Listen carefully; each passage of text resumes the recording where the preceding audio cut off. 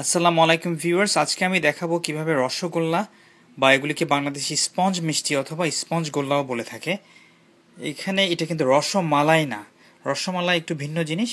অন্য সময় আমরা না হয় রসমালাই দেখাবো। আসুন আমরা দেখি কিভাবে এই রসগোল্লা বা স্পঞ্জ মিষ্টি করতে হয়।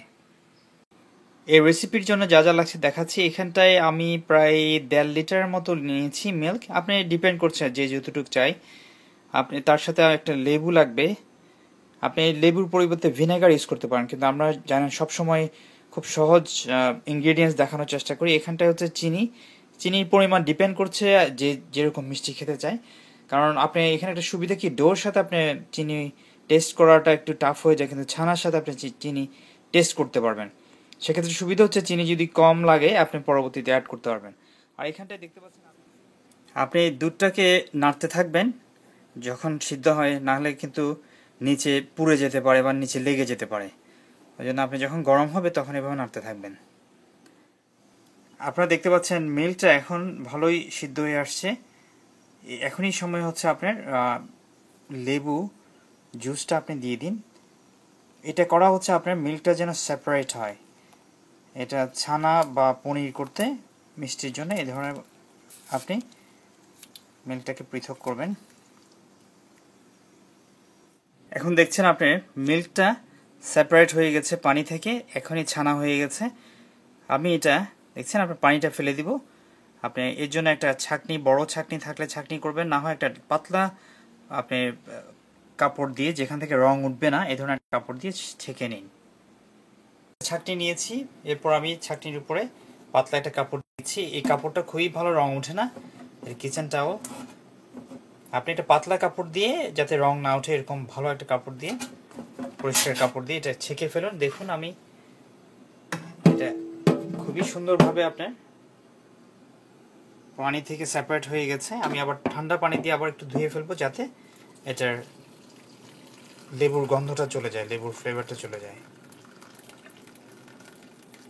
আচ্ছা, খুব সুন্দর ছানা হয়েছে, কিন্তু কিছুক্ষণ রাখলে আপনার পানিটা পড়ে যাবে। এরপর আমি এবার ঠান্ডা পানি দিয়ে ধুয়ে ফেলবো।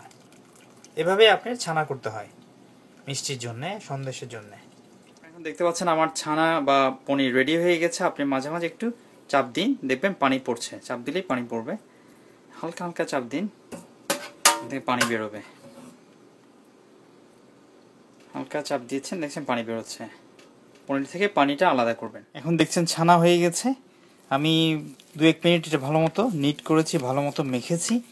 আপনি দেখতে পাচ্ছেন আমরা এখন ডিজাইন করছি, গোল করছি এগুলিকে। এইগুলি গোল করতে গিয়ে আপনি একটু প্রথমে একটু চেপে দিয়ে করবেন, যাতে করে এটা ভালো মতো নিট হয়। দেখছেন এখন আপনি 2 হাতেও করতে পারেন, একটু পানি দিয়েও করতে পারেন, যদি হাতে লেগে যায় হালকা পানি দিয়ে করতে পারেন। এরপর কিছুক্ষণ রেখে দিবেন। আর এখানে যেটা বলছিলাম যে আপনি একটু প্রথমে এভাবে একটু চেপে চেপে করবেন, আস্তে আস্তে ডিজাইনটা করবেন। আপনি সিরাপটা করবেন, আপনি দেখেন চিনির সিরাপটা করতে যা যা আমি দিয়েছি, এখানে একটা মাত্র আপনি তেজপাতা দিতে পারেন, তবে এটা অপশনাল। এলাচির গুঁড়ো ভেঙে দিতে পারেন এলাচি গুঁড়ো না থাকলে। এই জিনিসগুলো অপশনাল, আমি দিয়েছি একটু ফ্লেভারের জন্য। এরপর আপনি এখানে মিষ্টি দিয়ে দিবেন। এরপর আপনি মিডিয়াম হিটে, হিট বেশি লো হবে না বেশি হাই হবে না, আস্তে আস্তে রসগোল্লাগুলি দিয়ে দিন। বেশি দিবেন না, কারণ এগুলি ফুলে ডাবল হয়ে যাবে। আমি কয়টা 5টা দিয়েছি, এখানেই লেগে যাচ্ছে। এগুলি ফুলে কিন্তু ডাবল হয়ে যাবে। রসগোল্লা বা স্পঞ্জ মিষ্টি বা স্পঞ্জ গোল্লা, এটা কিন্তু রসমালাই না। এখানে একটা কথা বলে রাখি, এগুলিতে বেশি মিষ্টি দেওয়ার দরকার নাই, কারণ মেদ ভুঁড়ি কী করি কিংবা আপনার ডায়াবেটিসের সমস্যা হতে এগুলি বেশি মিষ্টি দিতে হয় না, কারণ এগুলি এমনিতেই খুবই মজা। আপনি দেখতে পাচ্ছেন এগুলি আমি কীরকম জুসি, এগুলি সাকিউল্যান্ট। এগুলি আপনার মুখে দেওয়ার সাথে আপনার দেয়া মাত্র এগুলি মিশে যাবে, এই ধরনের অবস্থা। অনেক সময় ডেসক্রাইব করতে গিয়ে পানি চলে আসে মুখে। তো যাই হোক, আপনি আমাদের সাথে থাকার জন্য সাবস্ক্রাইব করুন।